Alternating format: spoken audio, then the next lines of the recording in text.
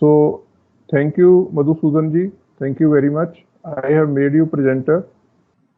And now over to you, sir. Welcome and thank you very much. You can share your presentation and start, sir. Madhusudan ji, Yes, sir. Sir, can you hear me? you can unmute yourself and start, sir. Sir, can you hear me, sir? Yes, yes, yes. Okay, sir. So, first of all, thank you so much, Baljeet sir, for introducing me. And so, today's session is on real estate and construction sector. One of the most demanding topic and दूसरे शब्दों में कहें तो complex topic भी ये कहीं ना कहीं लगता है, क्योंकि हमारे पास में बहुत सारे नोटिफिकेशंस आए, बहुत सारे FAQs हैं और बहुत सारे सर्कुलर्स भी हैं। लेकिन अगर मैं कहूं या हम देखें तो ये बहुत ही सिंपल टॉपिक होने वाला है और हमारी आज यही कोशिश रहेगी कि हम इस डिस्कशन से आज इस टॉपिक को बहुत ही आसान बनाने की कोशिश कर कर चलेंगे। So let's start today session on real estate and construction sector. यहां पर हम इंटीग्रेटेड केस स्टडी भी डिस्कस करने वाले हैं और उस इंटीग्रेटेड केस स्टडी से मेरी यही कोशिश रहेगी कि मैं इस टॉपिक को आप सभी के लिए बहुत ही ज्यादा आसान बना सकूं। तो लेट्स स्टार्ट एवरीवन। जब हमने बात करी रियल एस्टेट और कंस्ट्रक्शन की तो हमारे सामने दो शब्द निकल कर आ रहे हैं, एक आ रहा है रियल एस्टेट और दूसरा आ रहा है आपके पास में कंस्ट्रक्शन। सबसे पहले अगर मैं कंस्ट्रक्शन वर्ड के रिगार्डिंग डिस्कशन चालू करूं तो कंस्ट्रक्शन सुनते ही सबसे पहले आप सभी के दिमाग में क्या आता है? कंस्ट्रक्शन शब्द सुनते ही सबसे पहले आप सभी के दिमाग में आएगा क्या साहब? सैंड, मिट्टी, ब्रिक्स, ईंटें, सीमेंट। कंस्ट्रक्शन सुनते ही सबसे पहले हमें सीमेंट नजर आएगा। इसके अलावा हम स्टील की बात करेंगे, मार्बल ग्रेनाइट की बात करेंगे, पेंट की बात करेंगे। तो कंस्ट्रक्शन शब्द सबसे पहले जब हम सुनते हैं तो हमें यही सब चीजें दिखाई देती है। सबसे पहले जहन में, दिमाग में क्या आता है साहब? कि मिट्टी की बात होगी, ब्रिक्स की बात होगी, सीमेंट की बात होगी। इसी के साथ हमें नजर आता है साहब एक भाई साहब जिसे हम कहते हैं ठेकेदार। तो हमें ठेकेदार, जिसे हम इंग्लिश में बोलते हैं कॉन्ट्रैक्टर, भी नजर आता है। तो सबसे पहले जो दिमाग में चीजें आती है कंस्ट्रक्शन शब्द सुनते ही, वो आती है साहब कुछ तो मटेरियल होने वाला है और एक ठेकेदार साहब होने वाले हैं जिनसे हम काम करवा कर चलेंगे। बात यह है कि चाहे मैं मटेरियल की बात करूं, सैंड की बात करूं, ब्रिक्स की बात करूं, सीमेंट की बात करूं या फिर मैं कॉन्ट्रैक्टर की बात करूं, इंपॉर्टेंट क्या है? इंपॉर्टेंट यह है कि मुझे इसे अवेल करने के लिए क्या देना पड़ेगा? मुझे इसे अवेल करने के लिए देना पड़ेगा साहब कंसीडरेशन। क्या देना पड़ेगा? कंसीडरेशन। क्योंकि बिना पैसे के कुछ भी नहीं होता। There is no free lunch in this world. Consideration मैं दूंगा तभी कॉन्ट्रैक्टर साहब मेरे लिए काम करेंगे और तभी मैं मटेरियल खरीद के लेकर आ पाऊंगा। और मैं क्योंकि पैसे दे रहा हूं साहब, तो पैसे मैं ऐसे ही तो दूंगा नहीं। पैसे देने से पहले पूरी लिखा पढ़ी करूंगा। अगर माल भी खरीद रहा हूं तो मुझे क्या चाहिए होगा? मुझे इनवॉइस चाहिए होगा। और कॉन्ट्रैक्टर साहब से काम करवाना है साहब तो डेफिनेटली मैं कॉन्ट्रैक्ट करके चलूंगा। यानी कि कंसीडरेशन अगर मैं दे रहा हूं, पैसा मैं दे रहा हूं, तो कहीं ना कहीं मैं कॉन्ट्रैक्ट करके चलूंगा। और अगर मैंने कंसीडरेशन दिया है अंडर अ कॉन्ट्रैक्ट, तो मैं आप सभी को बताना चाहूंगा कि ये हमारा ट्रिगर कर देता है टैक्सेबल इवेंट, और वो है हमारे पास में सप्लाई। सप्लाई हमारे पास में बनता है कहां? सप्लाई हमारे पास में बनता है साहब section 7 sub section number 1। Section 7 sub section number 1। और अगर मैं स्पेसिफिकली बात करूं तो क्लॉज ए के अंदर विद कंसीडरेशन। तो अगर मैंने कॉन्ट्रैक्ट करा है और कॉन्ट्रैक्ट के तहत मैंने कंसीडरेशन का पेमेंट करा है, तो वो मेरे पास में टैक्सेबल इवेंट बनेगा, सप्लाई बनेगा जीएसटी के अंदर। सर इसकी क्या जरूरत थी? क्यों हमने देखा कि सप्लाई बनेगा? क्योंकि आप खुद देखिए कि अगर मेरा कोई भी ट्रांजेक्शन सप्लाई ही नहीं बनेगा तो उस पर साहब जीएसटी ही नहीं लगेगा। सर क्यों? ऐसा कैसे कह सकते हैं आप? क्योंकि साहब जो हमारा चार्जिंग सेक्शन है जीएसटी के अंदर, that is your section 9, that is your section 9, या फिर आप सेक्शन 5 भी बोल सकते हैं अगर आप आईजीएसटी एक्ट की बात कर रहे हैं। जो हमारा चार्जिंग सेक्शन है, उस चार्जिंग सेक्शन की लैंग्वेज है there shall be levied a tax, there shall be levied a tax called CGST act और IGST act on all intra या फिर इंटर सप्लाईज ऑफ गुड्स और सर्विसेज और बोथ। सप्लाईज ऑफ गुड्स और services और both, यानी कि सबसे पहले सप्लाई बनना जरूरी है, क्योंकि चार्जिंग सेक्शन में जिस शब्द का इस्तेमाल किया गया है वो है सप्लाई। अगर सप्लाई ही नहीं बना तो आगे की बात ही नहीं है। मैं चाहे आपको रिवर्स चार्ज बता दूं, टाइम ऑफ सप्लाई बता दूं, कंप्यूटेशन बता दूं, वैल्यूएशन बता दूं, पूरा रियल एस्टेट देख लें, पूरा कंस्ट्रक्शन देख लें, कोई मतलब नहीं है अगर सप्लाई ही नहीं बना। So the first thing we have to check is कि साहब अगर मैं कंसीडरेशन दे रहा हूं तो चार्जिंग सेक्शन कब ट्रिगर करेगा, जब मेरे पास में टैक्सेबल इवेंट अराइज होगा। अब बात यह है कि साहब सप्लाई तो बन रहा है, तो सप्लाई किसकी बन रहा है, सप्लाई गुड्स की बन रहा है या सप्लाई सर्विसेज की बन रहा है। अगर सप्लाई गुड्स की बन रहा है तो गुड्स मेरे पास में डिफाइंड है सेक्शन 2 क्लॉज 52 के अंदर, सेक्शन 2 क्लॉज 52 के अंदर। और वहां पर क्या बोला गया, वहां पर बोला गया any kind of movable property, यानी कि फोकस किस पर है, फोकस है साहब मूवेबल प्रॉपर्टी के ऊपर, any kind of movable property. और इसी के अगेंस्ट अगर मैं सर्विसेज की बात करूं तो सर्विसेज हमारे पास में डिफाइंड है सेक्शन 2 क्लॉज 102 के अंदर। कहां पर, सेक्शन 2 क्लॉज 102 के अंदर। और वहां पर बोला गया एनीथिंग, क्या बोला गया, anything other than goods, other than goods, यानी गुड्स के अलावा साहब कुछ भी अगर है तो वो क्या बन जाएगा, सर्विस बन जाएगा। और यही चीज आपको मिलती है constitutionally article number 366 26 capital A. Article number 366 26 ए के अंदर हमारे पास में सर्विसेज को डिफाइन किया हुआ है कॉन्स्टिट्यूशनली, और वहां पर भी आपको यही देखने मिलेगा anything other than goods.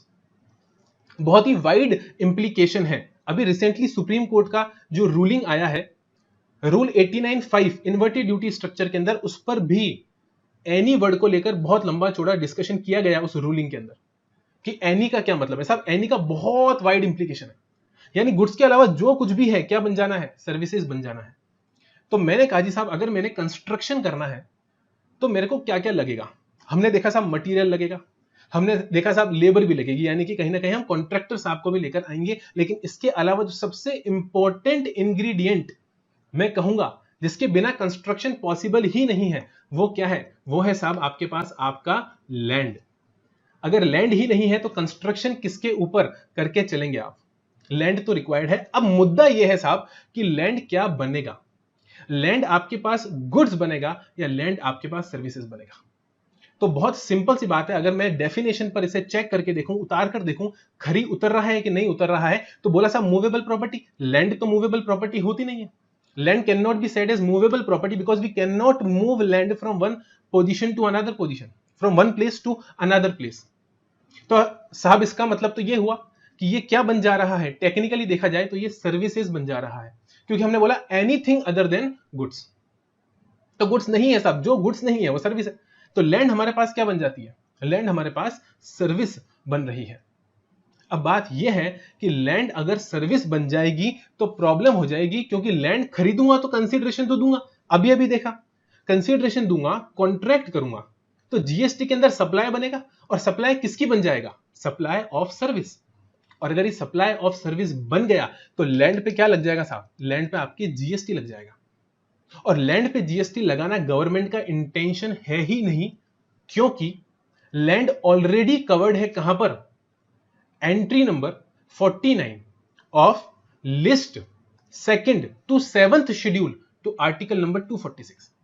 Sir क्या बोला आपने, मैंने बोला कि स्टेट का मैटर है, land is a matter of state. State already उस पर आपके पास स्टैंप ड्यूटी लेवी कर रहा है, स्टेट ऑलरेडी उसके ऊपर प्रॉपर्टी टैक्स लगा रहा है। हमारे पास राजस्थान में होता है Rajasthan lands and building tax act 1964।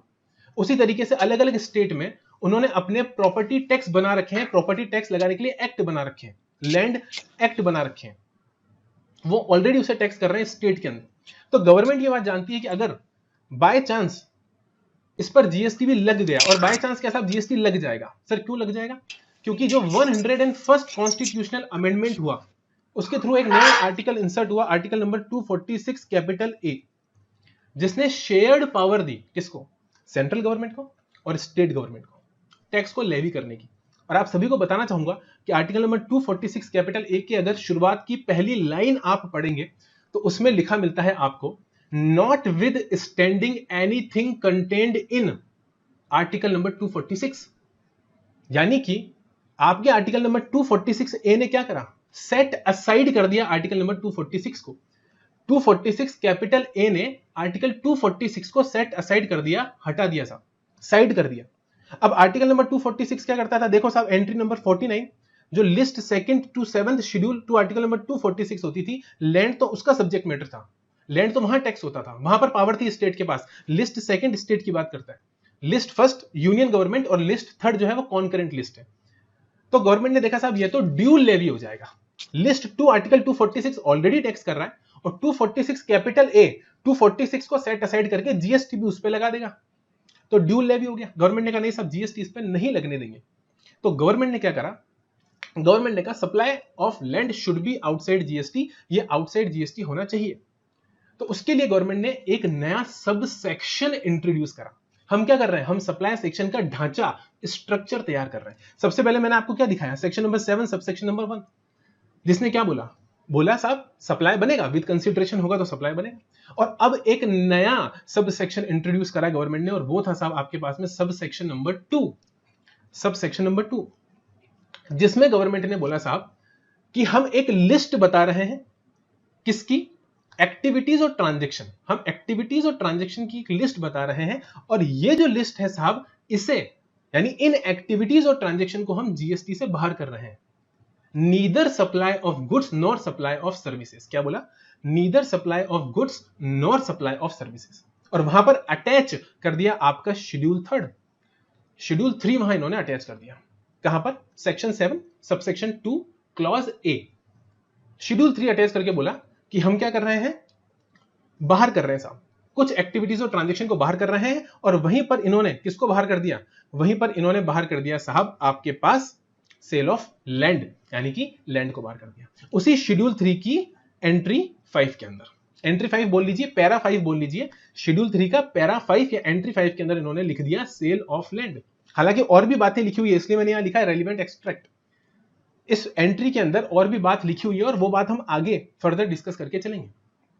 तो अभी तक मैंने क्या बोला, अभी तक मैंने ये बोला था कि लैंड मुझे कंस्ट्रक्शन करने के लिए रिक्वायर्ड है, बिना उसके मैं कंस्ट्रक्शन नहीं कर सकता। लेकिन अगर लैंड मैं परचेस करता हूं तो उस पर जीएसटी लग जा रहा है क्योंकि वो सप्लाई ऑफ सर्विस बन रहा है।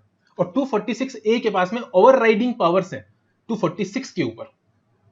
तो गवर्नमेंट ने बोला नहीं साहब नहीं लगने देंगे, बाहर निकाल देंगे। एक नया सबसेक्शन बनाया, सबसेक्शन नंबर 2 अटैच करा शेड्यूल 3 के साथ और शेड्यूल 3 के पास पैरा 5 आया और पैरा 5 ने बोला सेल ऑफ लैंड बाहर है। अब साहब हमें समझ में आ जाता है, ठीक है लैंड बाहर है कोई बात नहीं, लैंड के अलावा आपको क्या चाहिए कंस्ट्रक्शन करने के लिए, कंस्ट्रक्शन करने के लिए लैंड के अलावा चाहिए साहब आपको एक तो मटेरियल, और मटेरियल के साथ साथ आपको चाहिए लेबर।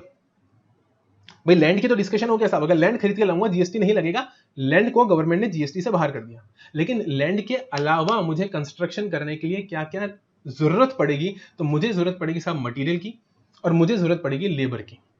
अब बात यह है कि मटेरियल और लेबर में कैसे कैसे अवेल कर सकता हूं, तो मैंने कहा जी साहब मेरे पास में 2 ऑप्शन है, मटेरियल और लेबर अवेल करने के 2 ऑप्शन है। पहला ऑप्शन है कि मैं दोनों को सेपरेटली अवेल करूं, यानी कि मैं मटेरियल भी अलग से खरीद के लाऊंगा और मैं लेबर का भी अलग से कॉन्ट्रैक्ट करूंगा, मटेरियल का अलग कॉन्ट्रैक्ट करूंगा, लेबर का अलग कॉन्ट्रैक्ट करूंगा। और दूसरा ऑप्शन है मेरे पास में कि मैं दोनों का एक कंबाइंड कॉन्ट्रैक्ट करता हूं। क्या करता हूं, दोनों के रेस्पेक्ट में एक कंबाइंड कॉन्ट्रैक्ट में करके चलता हूं। अब साहब सबसे पहले अगर मैं पहले ऑप्शन की बात करूं, किसकी, पहले ऑप्शन की बात करूं जहां मैंने क्या बोला कि मैं सेपरेटली अवेल करके चलूंगा मटेरियल को भी और लेबर को भी, तो वहां पर मैं देखता हूं कि अगर मैं मटेरियल खरीद के लेकर आता हूं तो जो भी रेस्पेक्टिव रेट होगा वो रेट वहां पर लेवी होगा और वो टैक्स मुझे अकॉर्डिंगली पे करना पड़ेगा। लेकिन इसी के अगेंस्ट अगर मैं बात करता हूं किसकी, लेबर की, तो मैं आप सभी को बताना चाहूंगा कि लेबर जो है साहब प्योर लेबर कॉन्ट्रैक्ट, क्योंकि मैंने बोला ना मैं सेपरेटली कॉन्ट्रैक्ट कर रहा हूं, तो ये क्या बन जाएगा, प्योर मटेरियल कॉन्ट्रैक्ट और ये बन जाएगा प्योर लेबर कॉन्ट्रैक्ट। तो प्योर लेबर कॉन्ट्रैक्ट को जीएसटी के अंदर एग्जामिशन दे रखी है नोटिफिकेशन नंबर 12/2017 की एंट्री नंबर 10, एंट्री नंबर 11 और एंट्री नंबर 12 के अंदर।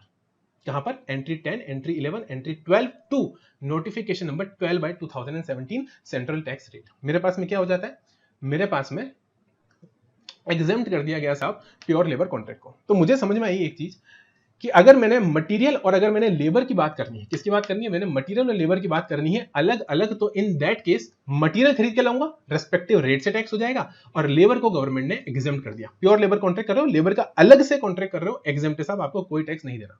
बात करते हैं साहब किसकी, मटेरियल की, तो बनेगा क्या, गुड्स, और बात करते हैं लेबर की तो बनेगा क्या, सर्विसेज। क्योंकि मटेरियल है साहब मूवेबल है, सैंड मूव हो सकती है, ब्रिक्स मूव हो सकती है, सीमेंट मूव हो सकता है, तो सेक्शन 2 क्लॉज 52 की डेफिनेशन यहां पर सेटिस्फाई हो रही है और लेबर सर्विसेज बनेगा। आगे बात करते हैं साहब कि अगर मैं ऑप्शन नंबर 2 अवेल करता, जो मेरा सेकंड ऑप्शन है, अगर मैं वो अवेल करता तो मटेरियल और लेबर कंबाइंड लेकर आता। मटेरियल और लेबर कंबाइंड यानी कि मैं मटेरियल प्लस लेबर का क्या कर रहा हूं, सिंगल प्राइस पर, ध्यान दीजिएगा शब्दों पे, सिंगल प्राइस पर कॉन्ट्रैक्ट कर रहा हूं। और क्यों कर रहा हूं साहब, क्या पर्पस है सर, कंस्ट्रक्शन कराना पर्पस है, यानी कि आप चाहते हो क्या बनाना, एक immovable property banana, this is your purpose, immovable property आप बनाना चाहते हो। मटेरियल लेबर का कॉन्ट्रैक्ट करा है सिंगल प्राइस पर, देखो यहां प्राइस अलग अलग था, यहां प्राइस अलग अलग था, यहां मैं मटेरियल अलग खरीद के लेकर आ रहा हूं, लेबर अलग खरीद के लेकर आ रहा हूं, यहां पर मैं ऑप्शन नंबर 2 में मैं क्या कर रहा हूं, एक कंबाइंड कॉन्ट्रैक्ट कर रहा हूं मटेरियल और लेबर का, किस पर, सिंगल प्राइस पर, एक ही प्राइस पर होना चाहिए। और रिजल्टेंट क्या होनी चाहिए, रिजल्टेंट साहब आपके पास में होनी चाहिए आपकी इमूवेबल प्रॉपर्टी, यानी कि मैंने 3 कंडीशंस यहां पर रखी। पहली कंडीशन मटेरियल और लेबर कंबाइन, दूसरी कंडीशन सिंगल प्राइस, तीसरी condition resulting N immovable property. मैं आप सभी को बताना चाहूंगा कि जहां ये 3 कंडीशन सेटिस्फाई हो जाती है, जहां ये 3 कंडीशन सेटिस्फाई हो जाती है साहब, वो आपके पास बन जाता है आपका वर्क्स कॉन्ट्रैक्ट। और वर्क्स कॉन्ट्रैक्ट साहब हमें डिफाइन करा हुआ मिलता है कहां पर, सेक्शन 2 क्लॉज 119 के अंदर। तो सेक्शन 2 क्लॉज 119 वर्क्स कॉन्ट्रैक्ट की बात करता है, और अगर उसकी परिभाषा हम पढ़ेंगे तो बड़ी ही बड़ी परिभाषा हमें नजर आती है, लेकिन वो परिभाषा यही बोलती है कि आप क्या करवा रहे हैं साहब, कॉन्ट्रैक्ट कर रहे हैं, चाहे वो किसी का भी, कंस्ट्रक्शन का, बिल्डिंग का, फैब्रिकेशन का, कंप्लीशन का, इरेक्शन का, installation, fitting out, improvement, modification, repair, maintenance, renovation, alteration, commissioning, लेकिन किसका, रिजल्टेंट क्या होनी चाहिए, रिजल्टेंट होनी चाहिए साहब आपके पास में आपकी इमूवेबल प्रॉपर्टी। क्या होनी चाहिए, इमूवेबल प्रॉपर्टी। और सबसे इंपॉर्टेंट बात पता है क्या है, where in transfer of property in goods, transfer of property in goods, goods मैंने बोला ना, मटेरियल भी आएगा, मटेरियल भी आएगा, कंस्ट्रक्शन करवा रहे हो तो लेबर भी आएगी, सिंगल प्राइस पर होगा, यानी कि साहब गुड्स में जो प्रॉपर्टी है उसका ट्रांसफर होना जरूरी है, उसका ट्रांसफर मतलब कि सामने वाला वो गुड्स मुझे बेच रहा है, कॉन्ट्रैक्टर जिसके साथ में मैंने कॉन्ट्रैक्ट करा है मटेरियल प्लस लेबर का, जिसके साथ मैंने वर्क्स कॉन्ट्रैक्ट करा है, वो गुड्स की प्रॉपर्टी मुझे ट्रांसफर कर रहा है in the execution of such contract, ऐसे कॉन्ट्रैक्ट के एग्जीक्यूशन के तहत। तो वो क्या बन रहा है, वर्क्स कॉन्ट्रैक्ट। तो साहब एक चीज क्या समझ में आ गई साहब, कि वर्क्स कॉन्ट्रैक्ट के अंदर तो गुड्स भी है और वर्क्स कॉन्ट्रैक्ट के अंदर तो सर्विस भी है, वर्क्स कॉन्ट्रैक्ट के अंदर तो गुड्स भी है, वर्क्स कॉन्ट्रैक्ट के अंदर तो सर्विस भी है। अब बात यह है साहब कि ये गुड्स माना जाएगा या ये सर्विस माना जाएगा। वर्क्स कॉन्ट्रैक्ट को मैं क्या बोलूं, इसके अंदर तो दोनों है, इसके अंदर तो गुड्स भी है, इसके अंदर तो सर्विस भी है, तो वर्क्स कॉन्ट्रैक्ट को मैं क्या बोलूं, मुझे क्लैरिफिकेशन चाहिए। क्या चाहिए, क्लैरिफिकेशन। तो आप सभी को बताना चाहूंगा कि यहां पर गवर्नमेंट ने एक और नया सबसेक्शन इंसर्ट करते हुए हमारे सप्लाई सेक्शन को पूरा कंप्लीट करा, उसका स्ट्रक्चर, उसका ढांचा पूरा कंप्लीट हुआ। सबसे पहले मैंने आपको क्या बताया, सेक्शन 7 सबसेक्शन 1, जहां पर हमने देखा साहब सप्लाई बनेगा अगर विद कंसीडरेशन होगा, बिल्कुल सही है साहब। फिर मैंने आपको क्या बताया, मैंने आपको बताया सबसेक्शन नंबर 2, जहां मैंने आपको बोला कि साहब कुछ चीजों को गवर्नमेंट ने जीएसटी से बाहर कर दिया, neither supply of goods nor supply of services, और उसके साथ अटैच करा शेड्यूल 3। और अब मैं आपको बताना चाह रहा हूं कि सबसेक्शन 1 अगर क्वालिफाई हो जाता है, यानी कि अगर कोई एक्टिविटी और ट्रांजैक्शन सप्लाई बन जाती है, तो साहब सप्लाई किसकी बनेगी, गुड्स की बनेगी या सर्विसेज की बनेगी, ये गवर्नमेंट ने क्लैरिफाई करके दिया आपको एक नए सबसेक्शन, सबसेक्शन 1A के अंदर। और ये पूरा स्ट्रक्चर, पूरा ढांचा तैयार होता है सेक्शन 7 का, सेक्शन 7(1), सेक्शन 7(1)A और सेक्शन 7 सबसेक्शन 2। और सेक्शन 7 सबसेक्शन 1A के साथ अटैच किया गया आपके पास आपका schedule 2।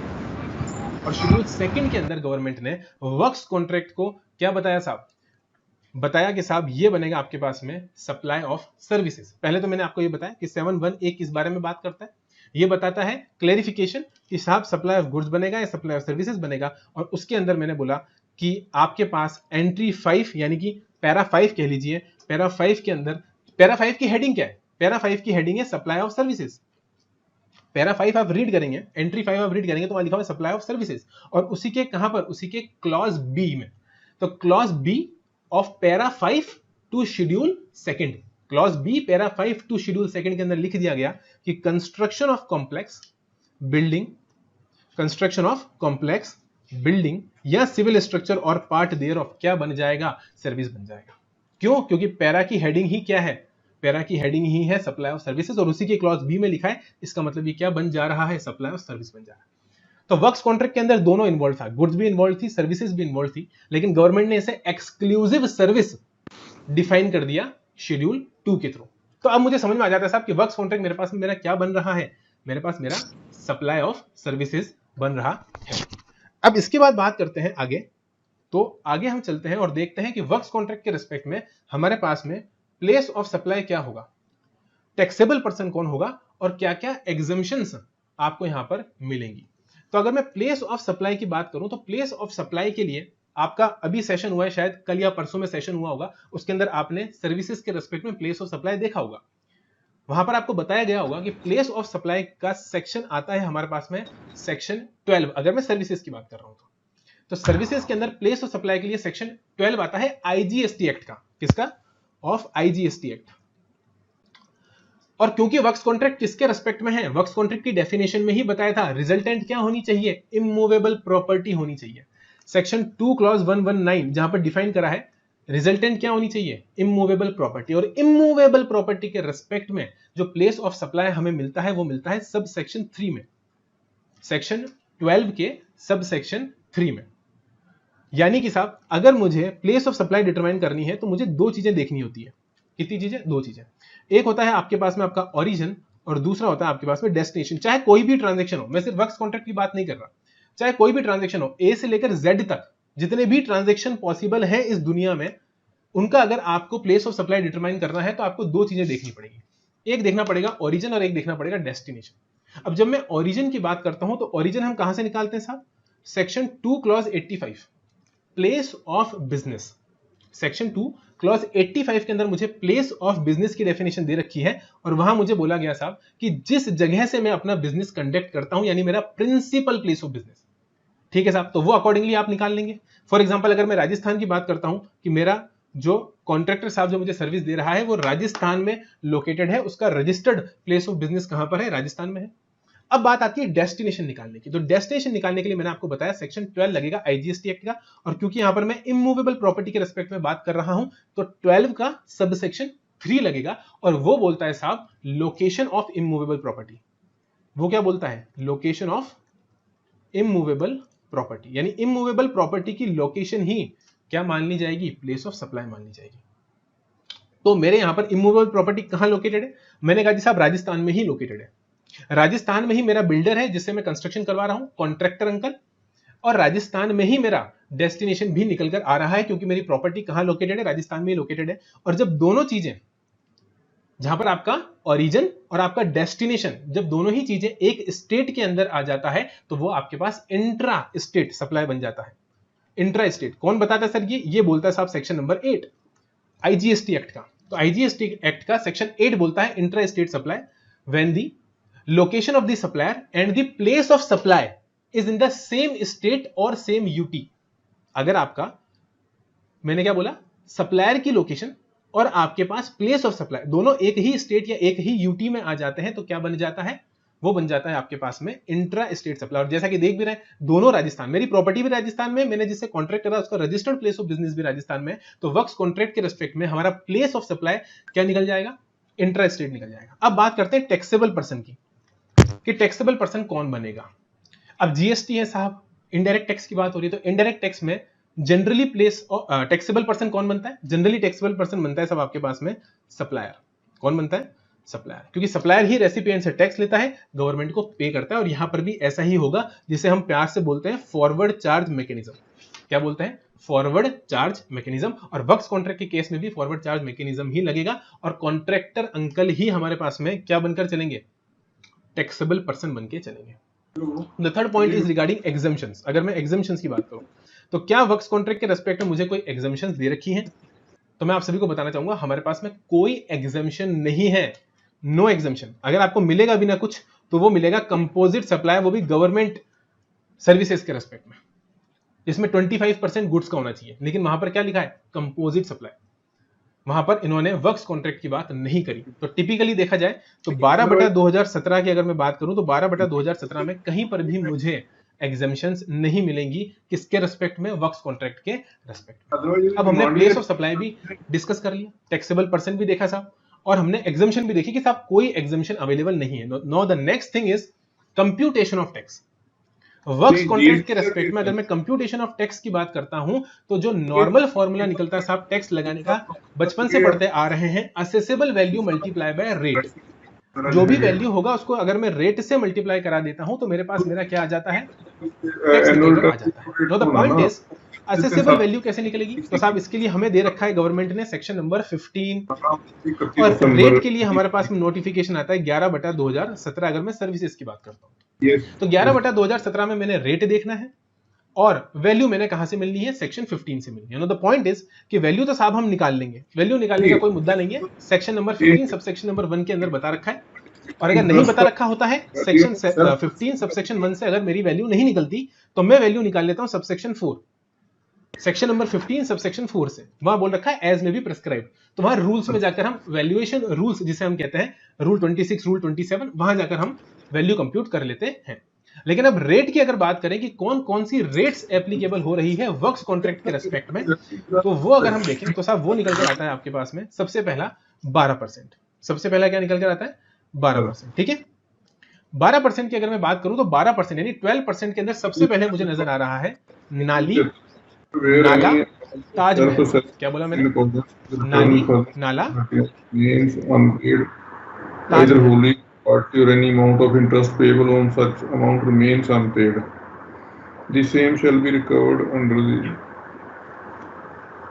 Sir, is there any query?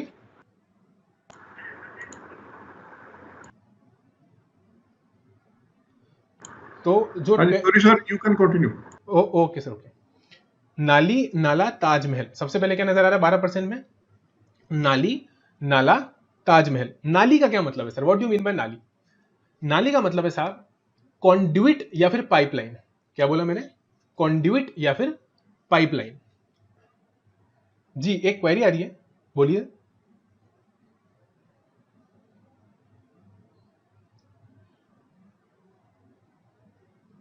Bhavna ji, can you please let me know the query. Okay, नाली, नाला, ताजमहल। नाली का क्या मतलब है सर, नाली का मतलब है यहां पर वाटर कॉन्ड्यूइट और पाइपलाइन। पाइपलाइन की बात कर रहा हूं मैं, किसकी, पाइपलाइन की और वाटर कॉन्ड्यूइट की, for the purpose of water supply, water treatment, sewerage treatment. क्या बोला मैंने, वाटर ट्रीटमेंट, सीवरेज ट्रीटमेंट और वाटर सप्लाई के लिए अगर कोई भी पाइपलाइन या वाटर कॉन्ड्यूइट से रिलेटेड कंस्ट्रक्शन है तो साहब वो 12% में आएगा। सर नाला का क्या मतलब है, नाली मैंने आपको समझाया, याद करने के लिए लिखा है साहब ये हमने, नाली, नाला, ताजमहल। तो मैं बात कर रहा हूं नाला। नाला मींस कैनल और डैम। नाला का हम समझेंगे यहां पर मतलब कैनल और डैम और अदर इरिगेशन वर्क्स। ठीक है, और ताजमहल का क्या मतलब है, ताजमहल का मतलब है साहब यहां पर historical monuments, archaeological sites, archaeological exhibitions, remains of national interest. जब आप 11/2017 देखेंगे ना तो ये सारे शब्द वहां पर आपको लिखे हुए मिलेंगे। यहां पर सिर्फ याद रखने के पर्पस के लिए मैंने बोला नाली, नाला, ताजमहल। तो ताजमहल का मतलब क्या हुआ साहब, जितनी भी हिस्टोरिकल मॉन्यूमेंट्स हैं हमारे, जितने भी हमारे पास में आर्कियोलॉजिकल साइट्स हैं, रिमेन्स ऑफ नेशनल इंटरेस्ट, उनके रिस्पेक्ट में अगर वर्क्स कॉन्ट्रैक्ट हो रहा है तो साहब टैक्सेबल किस रेट से होगा, 12% से। तो आई होप नाली, नाला, ताजमहल अब आपको क्लियर है। वाटर कॉन्ड्यूइट पाइपलाइन की बात करी, नाली, नाला का मतलब था हमारे पास में कैनल या फिर डैम या अदर इरिगेशन वर्क्स के लिए काम में आ रहा है, और ताजमहल का मतलब था हिस्टोरिकल मॉन्यूमेंट्स। आगे अगर मैं चलता हूं तो मुझे दिखाई देता है सिविल स्ट्रक्चर बना रहे हैं, any other original work under different schemes including residential complex. Different schemes 11/2017 अगर आप देखेंगे तो वहां पर बहुत सारी स्कीम्स के तहत जो है सिविल स्ट्रक्चर और ओरिजिनल वर्क्स की बात की गई है, और वहां पर मैंने इंक्लूडिंग रेजिडेंशियल कॉम्प्लेक्स भी डाल दिया। तो अगर आप रेजिडेंशियल कॉम्प्लेक्स बनवा रहे हैं या फिर डिफरेंट स्कीम जैसे कि प्रधानमंत्री आवास योजना, ठीक है, हाउसिंग फॉर ऑल, ये जो स्कीम्स हैं, ऐसी और भी बहुत सारी स्कीम्स हैं, उनके तहत अगर आप कोई भी ओरिजिनल वर्क के तहत सिविल स्ट्रक्चर तैयार कर रहे हो, इंपॉर्टेंट क्या है, ओरिजिनल वर्क, यानी कि यहां पर आपका रिनोवेशन नहीं आएगा, रिकंस्ट्रक्शन नहीं आएगा, रिनोवेशन रिकंस्ट्रक्शन नहीं आएगा, point to be noted, original work बोल रहा है। तो रिनोवेशन रिकंस्ट्रक्शन कहां जाएगा सर, वो दूसरी रेट में जाएगा, वो 12% में नहीं आएगा, वो भी अभी हम देखेंगे। जो थर्ड चीज निकल कर आ रही है वो निकल कर आ रही है रेलवे। अब रेलवे में मोनो भी आएगा और मेट्रो भी आएगा, तो मोनो मेट्रो इंक्लूड करते हुए रेलवे से रिलेटेड अगर कोई भी ठेका हो रहा है, वर्क्स कॉन्ट्रैक्ट हो रहा है, कहां कवर होगा? 12% में कवर होकर चलेगा। The next part, low cost houses up to a carpet area of 60 square metre under different schemes. यहां पर भी 11/2017 के अंदर आपको बहुत सारी स्कीम्स मिलेंगी। उन स्कीम्स के तहत अगर आप अप टू 60 स्क्वायर मीटर का कोई भी ठेका दे रहे हैं साहब, तो वो भी आपके पास 12% में ही फॉल करेगा। Warehousing cold storage for agricultural produce, machinery और for unit processing agricultural produce as food stuff. यानी कि कोई भी यूनिट अगर एग्रीकल्चरल प्रोड्यूस को फूड स्टफ में कन्वर्ट कर रहा है, खाने योग्य बना रहा है, वो जो यूनिट लगा रहा है उस यूनिट से रिलेटेड भी अगर वो ठेका दे रहा है, तो साहब वो भी 12% में ही आपके पास कवर होकर चलेगा। इसके अलावा अगर हम कोल्ड चेन फैसिलिटी की बात करें एग्रीकल्चरल प्रोड्यूस के लिए, तो कोल्ड चेन फैसिलिटी का ठेका या फिर एग्रीकल्चरल प्रोड्यूस के वेयर हाउसिंग की बात करें, तो वो भी आपके पास 12% में ही फॉल करके चलेगा। अगला है structure meant for education, clinical और कल्चरल एस्टेब्लिशमेंट। सर क्या मतलब निकला इसका? इसका मतलब निकला आपके जितने भी स्कूल हैं, आपके जितने भी कॉलेजेस हैं, आपके जितने भी हॉस्पिटल हैं, या इसके अलावा आर्ट और म्यूजियम्स वगैरह हैं, तो वो भी आपके पास में कहां आएंगे? 12% में ही आएंगे। उनसे रिलेटेड अगर वर्क्स कॉन्ट्रैक्ट हो रहा है 12% में ही फॉल कर चलेगा। And the last is oil and gas exploration. I hope आपको व्यूएबल है। Oil and gas exploration and production. तो ऑयल एंड गैस एक्सप्लोरेशन का मतलब क्या हो गया सर? Drilling work. जितना भी ड्रिलिंग वर्क हो रहा है ऑयल रिग्स के ऊपर, ऑयल रिग्स यानी कि जो हमारा समुद्री एरिया होता है, जैसे हम स्टार्टिंग पॉइंट बोलते हैं, बेस लाइन के पास, बेस लाइन के बाद में जितना भी हमारे पास में समुद्री एरिया है, वहां पर अगर आप ड्रिलिंग वर्क कर रहे हैं, drilling for the purpose of oil and gas, उससे रिलेटेड वर्क्स कॉन्ट्रैक्ट है, तो साहब वो भी हमारे पास 12% में ही फॉल होकर चलेगा। तो क्या देखा साहब? नाली नाला Taj Mahal, civil structure original work से रिलेटेड है, तो वो भी यहां पर आएगा। रेलवे यहां पर आएगा। Low cost houses up to the 60 square metre वाला मामला है, वो भी यहां पर आएगा। वेयर हाउस कोल्ड स्टोरेज से रिलेटेड बात हो रही है, वो भी यहां पर आएगी। स्कूल वगैरह की बात हो रही है, हॉस्पिटल्स वगैरह की बात हो रही है, यहां आएगा। और फाइनली हमारे पास में ऑयल एंड गैस एक्सप्लोरेशन यानी कि ड्रिलिंग वर्क से रिलेटेड बात हो रही है, 12% में फॉल करके चलेगा। The next rate of tax is 5%। Next rate of tax क्या आता है हमारे पास में? 5%। 5% की अगर मैं बात करता हूं तो 5% में सिर्फ एक और एक ही कॉन्ट्रैक्ट ऐसा है जो फॉल करेगा, that is your mining work. यानी जो माइनिंग वर्क जहां पर 75% से ज्यादा, मोर देन 75% आपका अर्थ वर्क है। क्या है? अर्थ वर्क। तो वो कॉन्ट्रैक्ट जो है वो आपके पास 5% में फॉल कर चलेगा।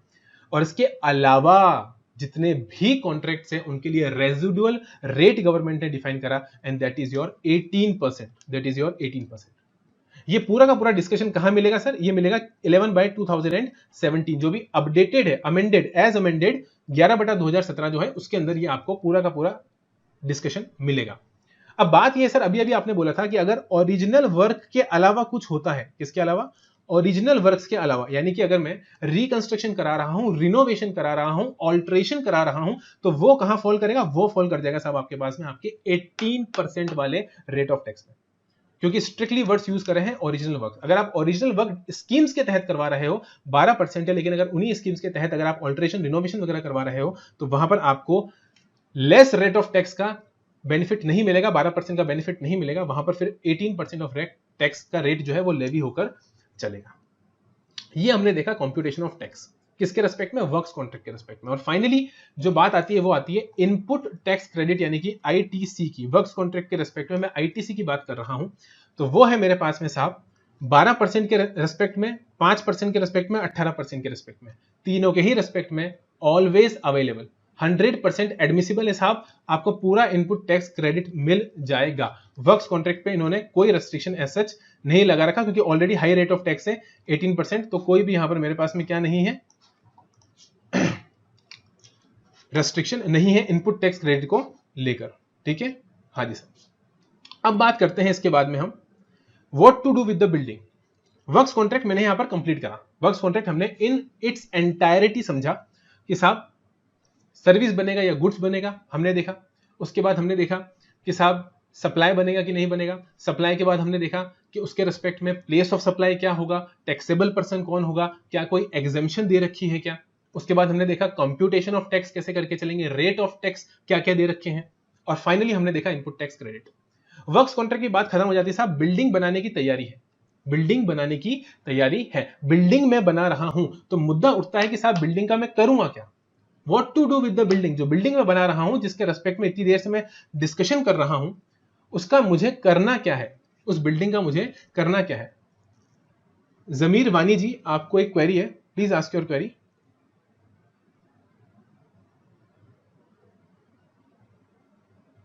Good morning sir. Good morning.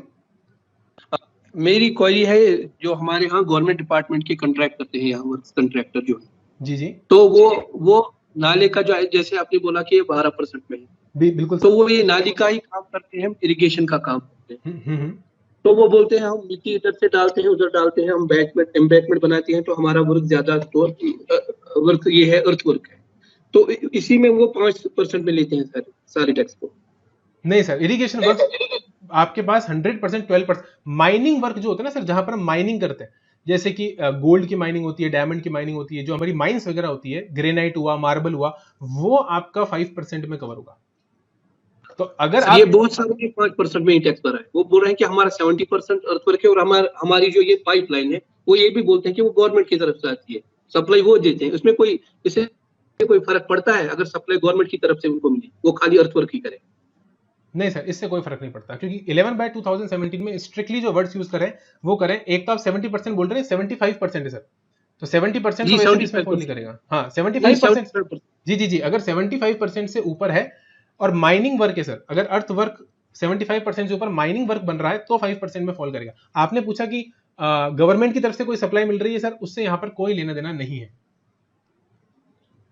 Okay, thanks a lot sir, thanks a lot. You welcome. हाँ, इसमें वानी जी, इसमें जो है ना, वो जो लिखा गया है वो वैल्यू का देखना है। तो वैल्यू जो है वो अर्थ वर्क करने की तो इतनी ज्यादा नहीं होगी जितनी उसको वो मेन काम करने की होगी। सर अगर वैल्यू होगा भी मोर देन 70%, 5% सर, तो फिर भी ये बोल रहे हैं ना माइनिंग में है, अगर मतलब ये नाले का काम है, नाली का काम है, तो नहीं, ये लिखा हुआ है इसमें, composite supply of work contract as defined under clause 119 of section 2 of central goods and service tax act involving predominantly earth work that is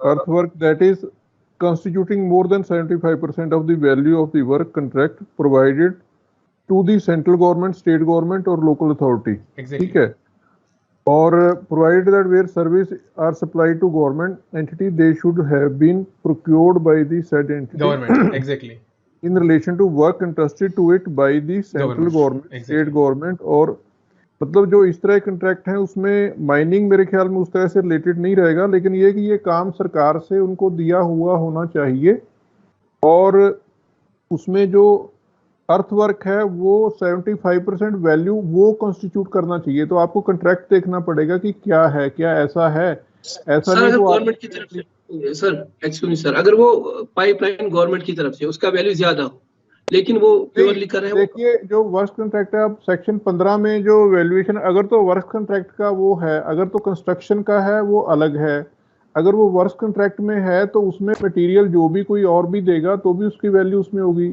आपको कॉन्ट्रैक्ट देखना है कि क्यों, अपना मधुसूदन जी, कि अगर वर्क कॉन्ट्रैक्ट है तो उसमें चाहे वो एक आइटम सरकार भी दे रही है उसकी वैल्यू भी जुड़ेगी उसमें। एग्जैक्टली। और अगर वो वर्क कॉन्ट्रैक्ट नहीं है तो अगर मैं खुद मटेरियल लेके कोई कंस्ट्रक्शन करा रहा हूँ तो वो कंस्ट्रक्शन में जाएगा, वर्क कॉन्ट्रैक्ट में नहीं जाएगा वो। Exactly sir. और सर 75% से मैक्सिममली ऊपर जो मिलेगा वो आपको माइनिंग वर्क से रिलेटेड ही मिलता है, क्योंकि 75% अपने आप में बहुत बड़ा अमाउंट है।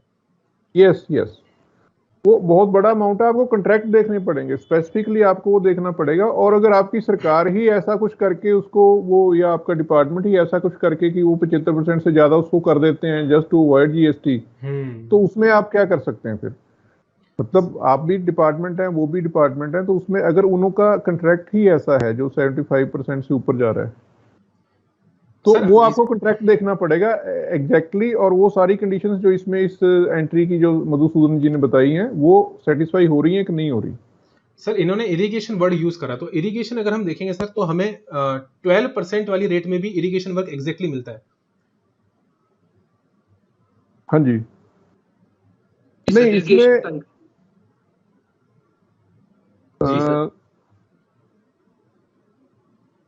जो कैम, डैनल और अदर इरिगेशन वर्क्स की बात की गई है। सीरियल नंबर बोलेंगे आप? सर कैनल, डैम और अदर इरिगेशन वर्क्स, ये होगा आपके पास शायद फोर्थ, थर्ड के बाद फोर्थ, क्लॉज फोर्थ होगा सर। अगर मैं एग्जैक्टली कोरिलेट करूं आपके साथ तो एक सेकंड में एग्जैक्टली बताता हूं आपको। मेरे पास अपडेटेड अप टू जून 21 है नोटिफिकेशन। एक सेकंड सर।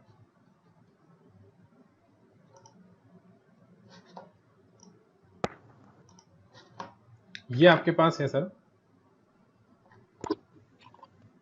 इरिगेशन वर्क्स के रिगार्डिंग। ये रोड ब्रिज टनल इसकी बात कर रहे हैं क्या आप? एग्जैक्टली। ये रोड ब्रिज टनल, ये तो 4 में ए है इसका, 4 का A, road bridge tunnel and terminal for road transportation for use by, तो ये तो ब्रिज की बात हो गई। ये नहीं सर, इसके ऊपर वाला इस एग्जैक्टली मैं बताता हूँ, ये थर्ड में आ रहा है सर। थर्ड का क्लॉज बी है सर। थर्ड का क्लॉज बी, कैनल, डैम और other irrigation works. Canal, dam और other irrigation work. Exactly sir. तो इरिगेशन वर्क से रिलेटेड है तो ऑलरेडी इन्होंने यहाँ कवर कर रखा है sir. Yes, that is covered composite supply of work contract as defined under इतना, ये भी वही है सेंट्रल गवर्नमेंट का, और वो Same, सारा exactly, वही same. वर्डिंग है। इरेक्शन इसमें है by way of construction, erection, commissioning, sir पूरा और कॉपी है सर। इसमें जो है यस, तो वो आपको मोर स्पेसिफिक में जाना होगा, फिर आप उसमें 3B में जाएंगे आप, canal, dam and other irrigation works. ठीक है जी। राहुल शर्मा ने भी हैंड रेज किया। हाँ जी, राहुल शर्मा जी। जी सर। राहुल शर्मा जी, आप पूछिए क्या पूछना है आपको, फिर हम आगे चलते हैं। सर क्वेरीज अगर हम एंड में ले लें या फिर हाँ एंड में ले लेंगे, प्रेजेंटेशन काफी बड़ा है सर। यस यस यस, है ना सर? तो इससे डिस्कशन में ज्यादा टाइम लग जाता है, तो क्वेरीज हम एंड पे ले लेते हैं। आप नोट कर लीजिए सभी हाँ, participants। आप नोट कर लीजिए। yes. और अगर कोई बहुत ही आपको लगे कि नहीं इमरजेंट है मुझे यही पूछना, फिर आप हैंड रेज कीजिए, अदरवाइज नहीं, अदरवाइज आप लास्ट में पूछिए सारी क्वेरीज। ठीक है? ठीक है सर। ठीक है, please. Okay sir, okay, thank you sir. तो वर्क्स कॉन्ट्रैक्ट की बात हमने यहाँ पर कंप्लीट करी, और वर्क्स कॉन्ट्रैक्ट में हमने देखा कि आखिर वर्क्स कॉन्ट्रैक्ट का क्या पर्पस था। सारी चीजें हमने देखी, इनपुट टैक्स क्रेडिट हमने देखा, और वैल्यू ऑफ सप्लाई कैसे कंप्यूट होगा सेक्शन 15 के हिसाब से। अब बात आ रही है साहब कि what to do with the building, what I have to do with the building. Building के साथ मैंने क्या करना है? मैं बिल्डिंग बना रहा हूँ। हाँ जी सर, मैं बिल्डिंग बना रहा हूँ। तो बिल्डिंग के साथ मैं क्या करूंगा? बिल्डिंग को या तो मैं यूज करूंगा। अब यूज की अगर हम बात करें तो यूज में बिल्डिंग को दो तरीके से कर सकता हूं, या तो मैं सेल्फ यूज करूंगा, या फिर मैं उसे रेंटिंग पे दूंगा। या तो मैं सेल्फ यूज करके चलूंगा, या फिर मैं उस बिल्डिंग को किस पे दूंगा? रेंट पे दूंगा।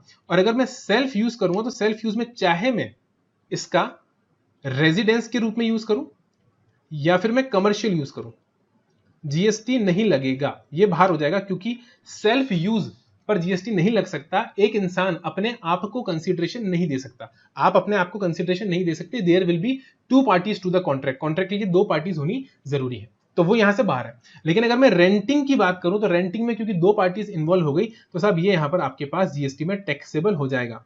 हालांकि आज का मुद्दा हम रेंटिंग का नहीं है, तो रेंटिंग को फर्दर डिटेल में डिस्कस नहीं करेंगे, लेकिन बिल्डिंग अगर मैं बना रहा हूं तो मैं बिल्डिंग का क्या करूंगा साहब? या तो यूज करूंगा, या फिर मैं क्या कर सकता हूं? या फिर मैं बिल्डिंग को बेच सकता हूं। तो मैं बिल्डिंग बना रहा हूं या तो यूज करने के लिए या फिर बेचने के लिए। लेकिन जैसे ही आप बेचने की बात करते हो, आप साहब बिजनेस की डेफिनेशन में फॉल कर जाते हो। बिजनेस की जो डेफिनेशन सेक्शन नंबर 2 क्लॉज 19 में आपको दे रखी है, क्लॉज 17 में, सॉरी, सेक्शन नंबर 2 क्लॉज 17 में जो बिजनेस की डेफिनेशन आपको दे रखी है, बहुत वाइड डेफिनेशन है, बहुत वाइड, बहुत बड़ा जाल फेंका है, सारी मछलियां एक बार में पकड़ ली। कोई भी ऐसा ट्रांजैक्शन एक्टिविटी नहीं है साहब जो यहां पर आपका छूटेगा। तो अगर मैंने बेचने की बात करी है तो मैं बिजनेस में कहीं ना कहीं फॉल कर जाऊंगा, और अगर बिजनेस बनेगा तो साहब ध्यान रखिएगा, आप कहलाएंगे प्रमोटर, आप कहलाएंगे प्रमोटर। सर प्रमोटर कहां डिफाइंड है? Section 2 ZK of RERA, ZK of RERA 2016। ये सब हम डिटेल में डिस्कस करेंगे, डोंट वरी। आप प्रमोटर बन जाएंगे, और जो आप बेचेंगे, जो बिल्डिंग आप बेचेंगे, जो यूनिट आप बेचेंगे साहब, वो बन जाएगी अपार्टमेंट। क्या बन जाएगी? अपार्टमेंट। अपार्टमेंट कहां डिफाइंड है? सेक्शन 2 क्लॉज ई के अंदर, section 2 clause E of RERA. ये दोनों बातें मैंने रेरा से रेफर करी है, 2 क्लॉज जेड के और 2 clause E. Know the point is कि अगर मैंने बेचने की बात करी तो साहब आपने बोला ये तो बिजनेस बन गया, आप प्रमोटर बन गए, और जो बिल्डिंग के अंदर जो आप बेचोगे वो अपार्टमेंट्स बन गए।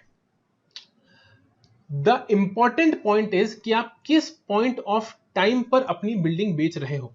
पॉइंट ऑफ टाइम क्या है? पॉइंट ऑफ टाइम या तो साहब ये है कि आप अंडर कंस्ट्रक्टेड बिल्डिंग बेच रहे हो, या फिर आप कंप्लीट होने के बाद बेच रहे हो। हमने क्या देखा साहब? वर्क्स कॉन्ट्रैक्ट कर रहे हैं साहब, किस लिए कर रहे हैं? बिल्डिंग बनानी है। अब बिल्डिंग बना रहे हैं तो बिल्डिंग का यूज करोगे या बिल्डिंग को बेचोगे? यूज करेंगे, हमने देख लिया साहब कि यूज कैसे कैसे पॉसिबल है।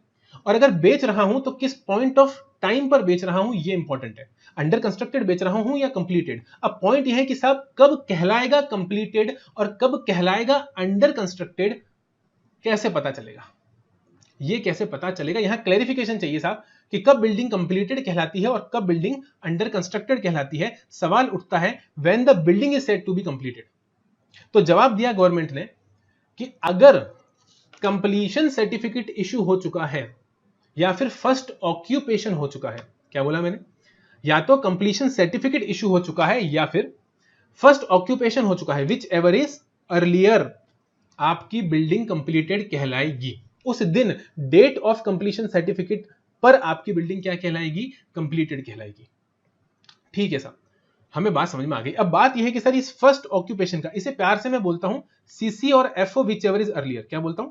सीसी और FO which ever is earlier, दोनों में से जो भी पहले हो रहा है, कंप्लीशन सर्टिफिकेट आ रहा है या फर्स्ट ऑक्यूपेशन हो रहा है। फर्स्ट ऑक्यूपेशन को लेकर बात समझ में नहीं आई साहब कि फर्स्ट ऑक्यूपेशन का क्या मतलब है। तो इंडस्ट्री की तरफ से क्वेरीज गई सीबीआईसी को कि what do you mean by first occupation. ये एक एनामोली है, समझ में नहीं आ रहा साहब। तो साहब एफएक्यू आए और एफएक्यू पार्ट 1, एफएक्यू 2 पार्ट में आए, पार्ट 1 अलग था और पार्ट 2 अलग था। तो एफएक्यू पार्ट 1 की अगर मैं बात करता हूं तो एफएक्यू नंबर 29 फ्रीक्वेंटली एस्क्ड क्वेश्चन 29 के अंदर सीबीआईसी ने ये क्लैरिफाई करा कि फर्स्ट ऑक्यूपेशन का मतलब है कि साहब जो भी आपके लोकल लॉज में बता रखा है। तो लोकल लॉज जब हम जाके देखेंगे ना तो आपको फर्स्ट ऑक्यूपेशन का मतलब भी वही मिलेगा। क्या मिलेगा? Completion certificate. सर क्यों? क्योंकि बिना कंप्लीशन सर्टिफिकेट के आप सोच के देखो कि अगर आपने ऑक्यूपेशन किया साहब तो वो इलीगल ऑक्यूपेशन कहलाएगा। अगर आपने बिना कंप्लीशन सर्टिफिकेट के ऑक्यूपेशन किया तो वो क्या कहलाएगा? Illegal occupation. वही मैंने यहां पे लिखा है कि many places delay in issuing completion certificate, however the customer start occupying the apartment, such occupation is illegal occupation। क्योंकि बिना कंप्लीशन सर्टिफिकेट के आप ऐसी बिल्डिंग में रह रहे हो जो बन के तैयार नहीं हुई है, गवर्नमेंट कभी भी उसकी परमिशन नहीं देगी, जान का खतरा है साहब, तो वो आपका इलीगल ऑक्यूपेशन माना जाएगा। यानी कि साहब इसका मतलब ये निकला कि first occupation is nothing but completion certificate. तो यहां पर मेन चीज फोकस हमारा कंप्लीशन सर्टिफिकेट पे ही रहेगा, क्योंकि फर्स्ट ऑक्यूपेशन का भी कहीं ना कहीं मतलब कंप्लीशन सर्टिफिकेट से ही है।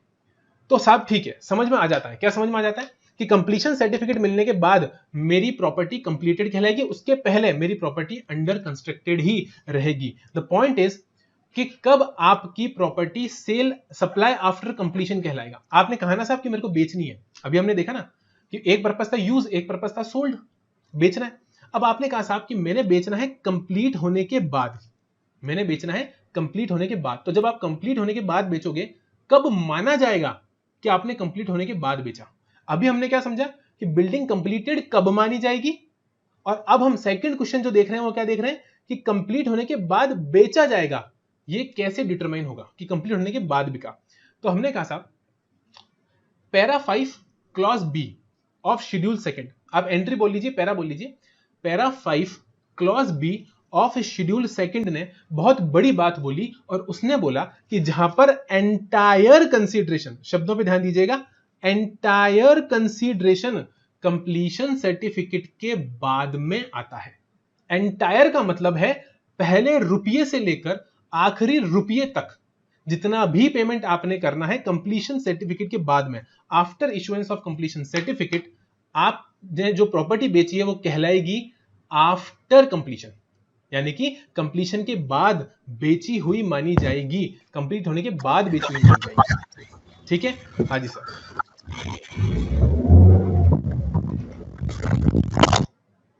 ओके, कंप्लीट होने के बाद बेची हुई मानी जाएगी। ओके सर, बात समझ में आ गई। अब बात क्या हो गई, देखो अगर मैं कंप्लीशन के बाद बेच रहा हूं तो ये भी मेरे पास कहीं ना कहीं क्या बन गया, इमूवेबल प्रॉपर्टी बन गया। हाँ जी सर, ये भी आपके पास इमूवेबल प्रॉपर्टी बन गया। कंडीशन सेटिस्फाई करती साहब, आपने एंटायर कंसीडरेशन कंप्लीशन सर्टिफिकेट के बाद में लिया है? हाँ बाद में लिया है, कंडीशन सेटिस्फाइड है। तो गवर्नमेंट ने बोला साहब इस पर तो फिर से स्टैंप ड्यूटी लग जाएगा, फिर से प्रॉपर्टी टैक्स लग जाएगा। इट विल अगेन किसका पार्ट बन जाएगा साहब, ये आपके पास entry 49 list 2 schedule 7 article 249 state matter हो जाएगा। तो इसे भी हमें जीएसटी से क्या करना पड़ेगा, बाहर करना पड़ेगा। तो अब उन्होंने उसी entry 5 of schedule 3, entry 5 of schedule 3 जिसे हमने थोड़ी देर पहले देखा था, क्या देखा था वहां पर लिखा हुआ हमने, सेल ऑफ लैंड। पहले उन्होंने इसी एंट्री से लैंड को बाहर किया था और अब उन्होंने इसी एंट्री से किसको बाहर कर दिया, सेल ऑफ बिल्डिंग को। लेकिन सब्जेक्ट टू रखा किसके, क्लॉज बी ऑफ पैरा 5 जो हमने ऊपर अभी अभी यहां पर देखा, इसके सब्जेक्ट टू। क्योंकि जब एंटायर कंसीडरेशन बाद में रिसीव होगा तभी वो कहलाएगी सेल आफ्टर कंप्लीशन सर्टिफिकेट, यानी कंप्लीटेड बिल्डिंग की, कंप्लीटेड अपार्टमेंट की सेल कहलाएगी। और उसी सेल को शेड्यूल 3 से क्या करा है, बाहर निकाला है। तो साहब अभी तक मैंने क्या समझा, अगर मैं समरी करूं तो मैंने ये समझा कि जीएसटी से बाहर पहली चीज सप्लाई ऑफ लैंड और दूसरी चीज सप्लाई आफ्टर कंप्लीशन।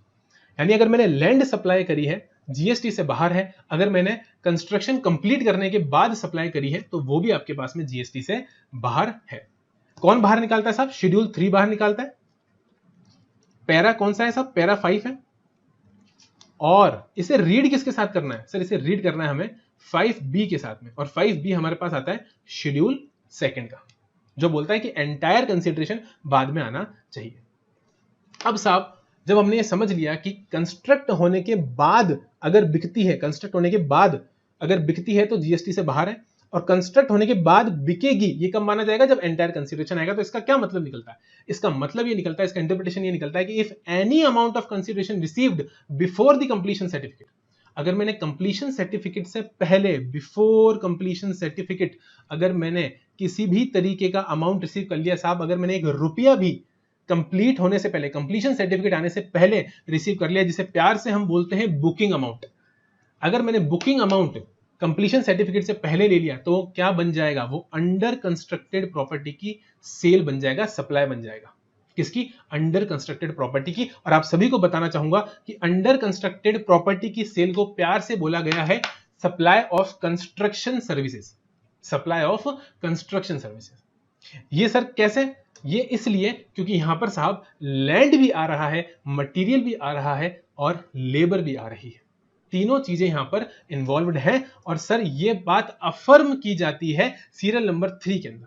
11/2017 का जो सीरियल नंबर 3 है, जो अभी अभी हमने डिस्कस भी करा, हमने हालांकि कॉन्ट्रैक्ट के रेस्पेक्ट में डिस्कस करा था क्योंकि हम क्लॉज 3 से स्टार्ट हुए थे। अगर मैं क्लॉज 1 यानी clause IA, IB, IC, ID, IE और IF की बात करूं, जो कुछ इस तरह से दिखेगा भी आपको, हालांकि आपके पास आई होप बुक्स होंगी, लॉ होगा, तो वहां पर जो हेडिंग दे रखी है वो क्या दे रखी है, कंस्ट्रक्शन सर्विस। सीरियल नंबर 3 की जो हेडिंग आपको मिलती है वो मिलती है आपको कंस्ट्रक्शन सर्विस, और हर जगह लिखा हुआ है construction of, construction of, construction of.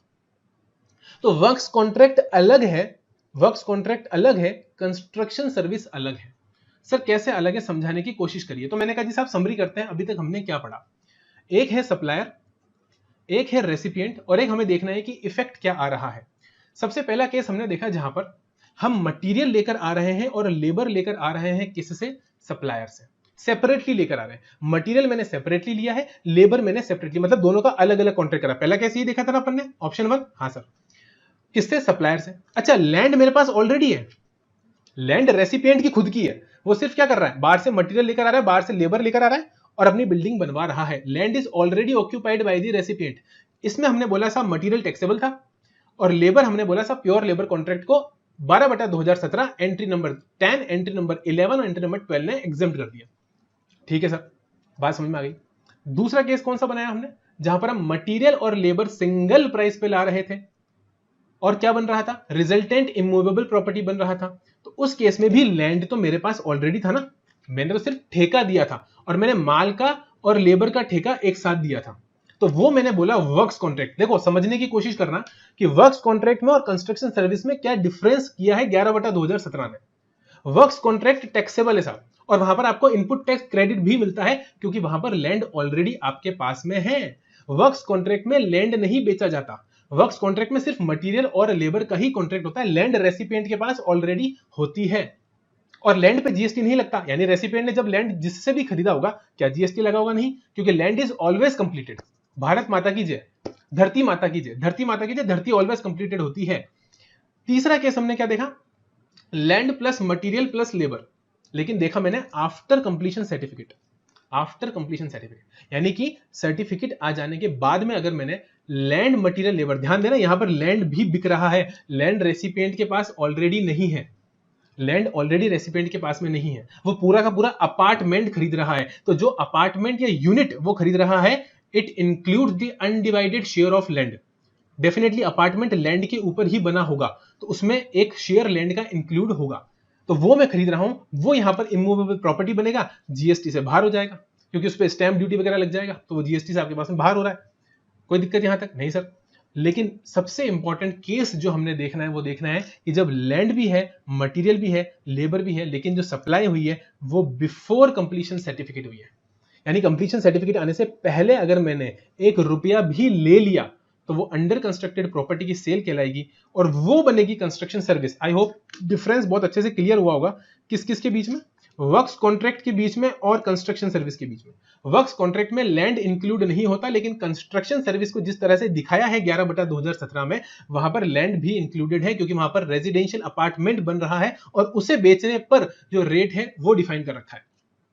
तो works contract is only for material and labour, it is not for the land, but when we talk about construction service it is for the land as well. और यही मुद्दा बनेगा जिसे अब हम आगे further discuss करके चलेंगे।